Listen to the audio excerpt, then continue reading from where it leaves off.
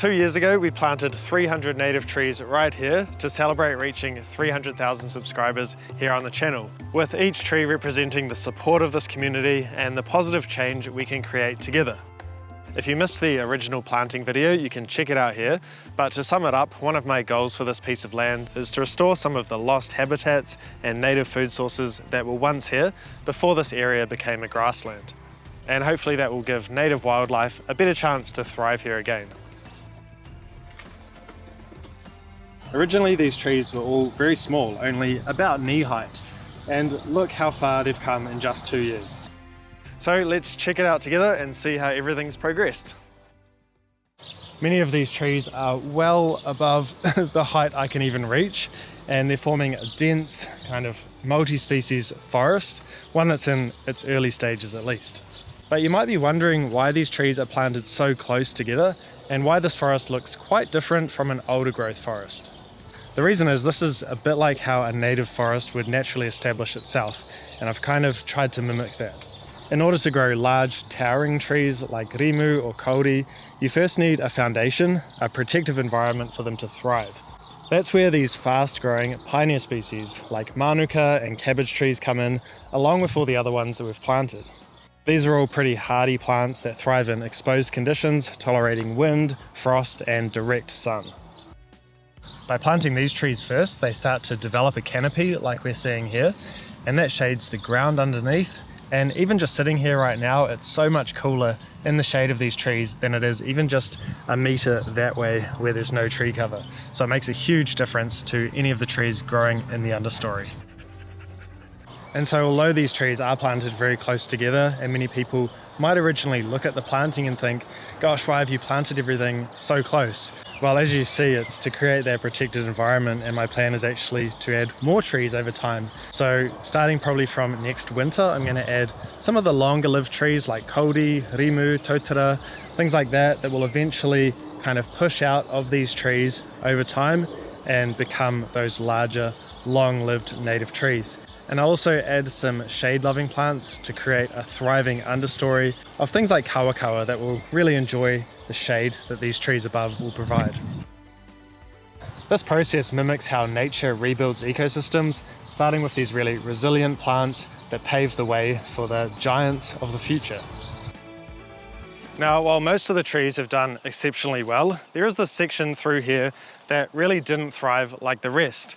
And now, as you can see, there's a bunch of grass and weeds all growing underneath, since these trees haven't managed to shade it out quickly enough, and all the trees are now competing with all this grass. I did actually notice when we were planting these trees, in this particular section, the soil was a bit different. It seemed to be a type that would dry out a lot quicker, and there was a different type of grass growing as well. As well as that, there's been some trees that did die through this area. When trees grow together quite densely, they can help each other out by cooling the ground, stopping the wind, and retaining moisture. But on the flip side, when fewer trees make it, or if they're not planted densely to begin with, the remaining ones are left a lot more vulnerable, which can lead to a bit of a downward spiral into even more trees struggling. So this has really shown me how important it is to plant densely, at least if you want to create something like this with New Zealand natives. As for all these grass and weeds that are kind of strangling these trees, it's pretty far down my list of things to do, to be honest, so we're going to call in some help. Here, chick, chick, chick, chick, chick, chick. Let's go. Chick, chick, chick, chick, chick. Come on.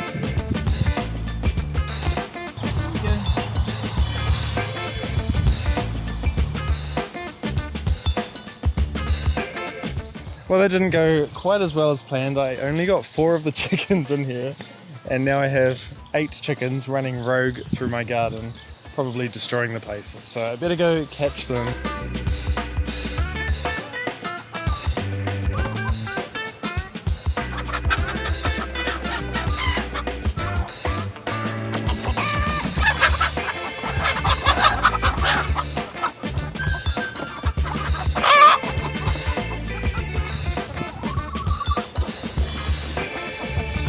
Ready? There we go.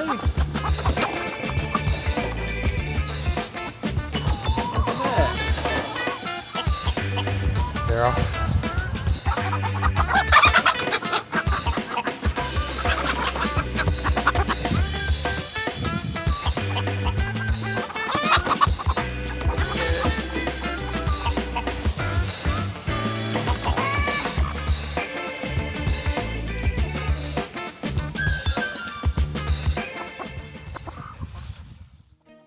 After only a week since we put the chickens in here, they're already turning what was grass and weeds into a nice mulch layer, as you can see, and they're freeing all the trees from the competition that they were having with that grass. So this should make a really big difference, and I've just been feeding the chickens in a new spot each day so that they can dig up the weeds and the grass as they forage for their food. They are, of course, also going to be fertilizing all of these trees as they spend their time in here. Plus, they're hopefully enjoying a nice new area to hang out and chill for a little while. And all of this work that the chickens are doing will hopefully set the stage for a forest floor to start to develop, especially under the bigger trees, because you'll get falling leaves, hopefully new seedlings might start to appear, as well as mosses, lichens, fungi, and this will just further develop it into more of a forest ecosystem. Anyway, let's take a bit of a closer look at these trees, and you can see that there are some of the species that are flowering now, which is awesome to see, and those are going to be providing a great food source for insects. We also have these Caprosma robusta, or karamu trees, that are fruiting. These will ripen to bright orange-coloured berries, which birds love to eat, and they also will disperse the seeds.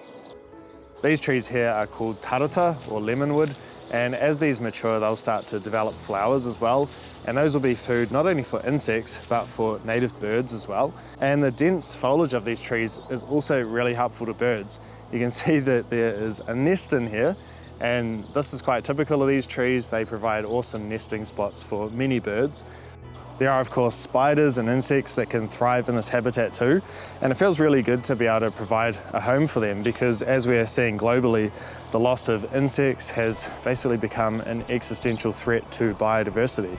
And they, of course, have a crucial role in pollination, food webs, and ecosystem balance, so the decline of insect populations puts entire ecosystems at risk, from plants that we rely on to the animals that depend on those plants.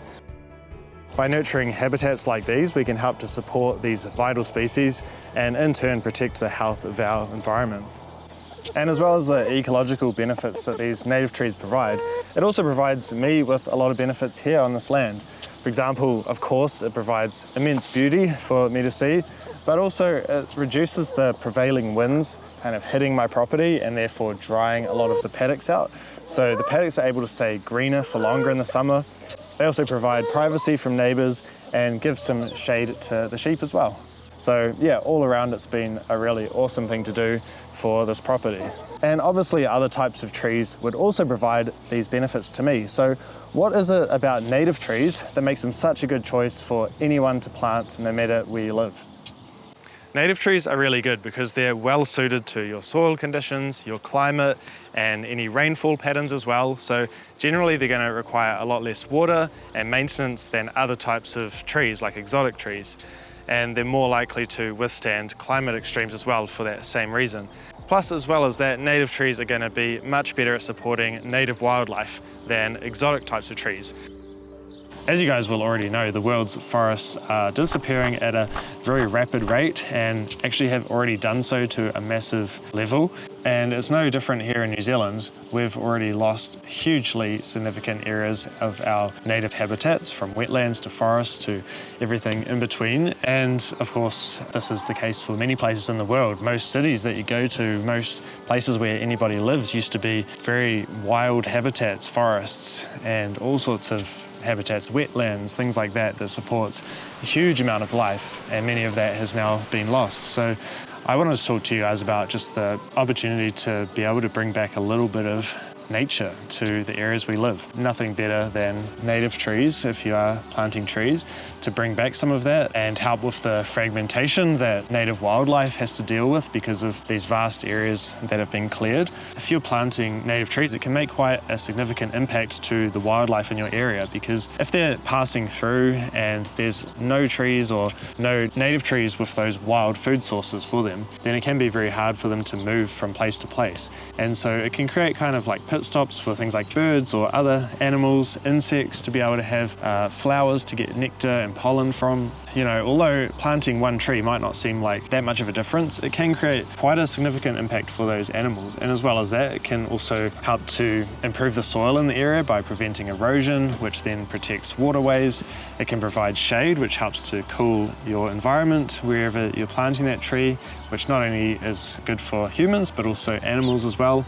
And it can also inspire others. If you plant a native tree yourself and they might ask you about it or they might see it, can also encourage others to do something similar. And I hope this video inspires you. If you have a little garden or an area where you can plant a couple of native trees in a patch, or even a bigger area, or even just a single tree, all of it does add up and make quite a significant impact. And I reckon it's something that's so worthwhile, not just for that, but also for yourself. Like, this is so rewarding, seeing this forest and all of these trees grow in a pretty short amount of time, really 2 years to get it to this level already, and it's going to just continue getting better and better.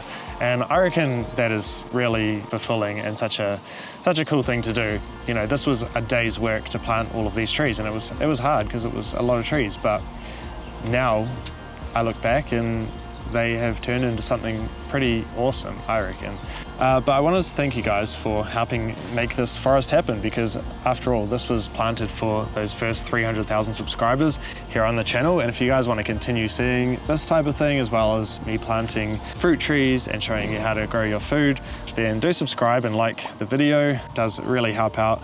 And yeah, feel free to share the video with a friend who you think might also be interested. But thank you guys again for your continued support. Go out and plant a native tree if you have the capacity to do so. Hope you have an awesome rest of your day. We'll catch you later.